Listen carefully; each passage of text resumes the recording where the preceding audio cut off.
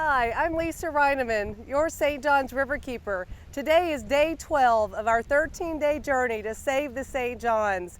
We are energized by this growing coalition of all of you who value our mighty river and all our tributaries and our springs. Throughout the tour, we connected with scientists and environmental experts along every part of the river.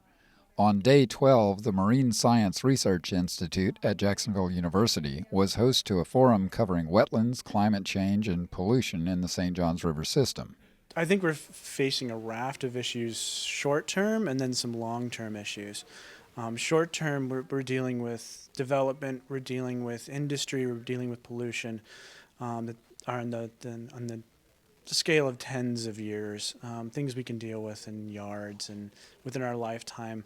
And then we're dealing with these much bigger trends that are beyond our lifetime, things like sea level rise and glacial rebound, and these issues that are slower to manifest, especially in our view, our time frame as humans. But I think we're seeing both of those on the St. John's. So we're seeing a mixture of these short-term issues and these much longer-term issues. The fear of all scientists is that we won't change our behavior even in the face of evidence from around the world. I think one of the things that I've realized in the many years I've been here in Duval County and looking at the St. Johns River is that the St. Johns River really does reflect the problems that we have in the waterways, not only in Florida, but in the nation and around the world. I just happened to get back from Japan, and I was struck by how abused their waterways are. And here is a country that relies on the ocean for food. And yet what they did basically centuries ago is still haunting them.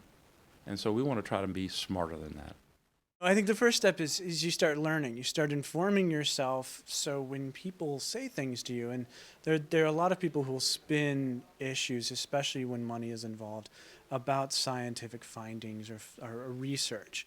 I invite everyone to become a scientist, become informed about what you're being told about. Understand what sea level rise means, understand what carbon dioxide is, where it comes from, where it goes to.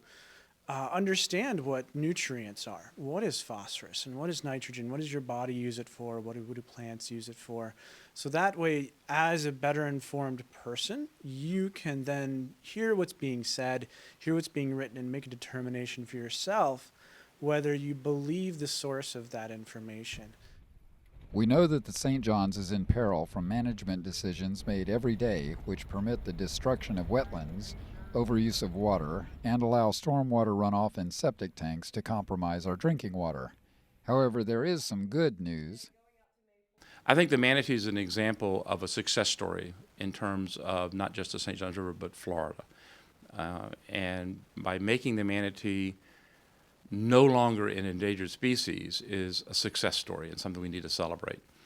It's a good example of how we can band together and do some things that result in a species recovering from near extinction to what is now a healthy population.